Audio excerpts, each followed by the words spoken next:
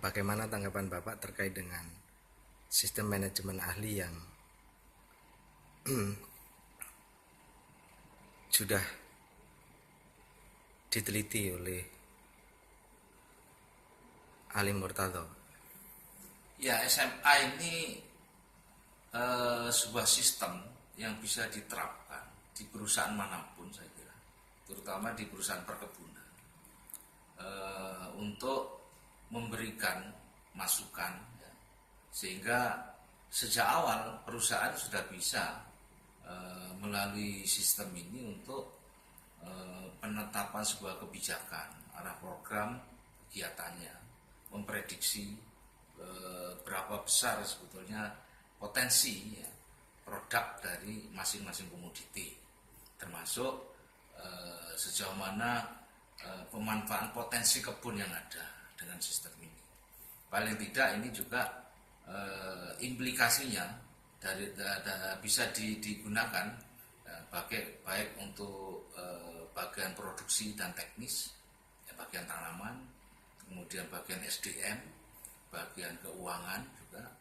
Jadi multifungsi saya kira nanti, dan itu kalau secara sinergi nanti, maka perusahaan di dalam melakukan sebuah investasi itu bisa dilakukan secara tepat dan benar, ya, paling tidak bisa mengeliminir, mengurangi kerugian ketika kebijakannya salah. Tapi kalau kebijakannya benar nanti dalam menentukan sebuah investasi, maka diharapkan akan memberikan dampak positif terhadap pendapatan perusahaan. Manfaat dengan sistem SMA ini bagi PDB sendiri bagaimana, Pak? Kalau bagi PDB, ya,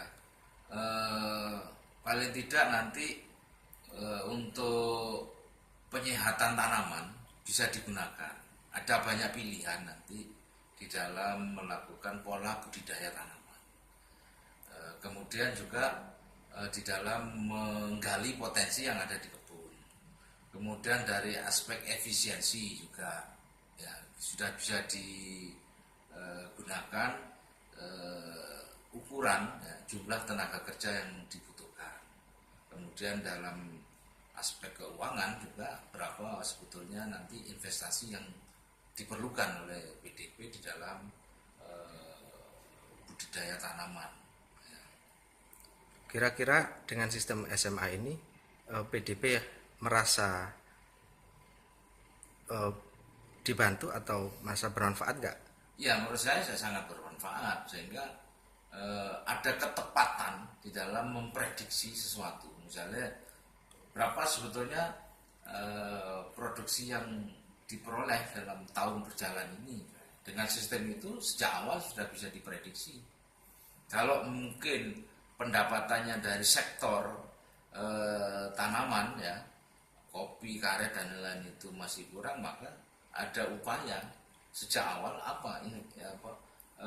ekspansi dari perusahaan untuk mengatasi turunnya produksi maupun turunnya pendapatan. Paling tidak itu kan sejak awal harus sudah bisa diketahui.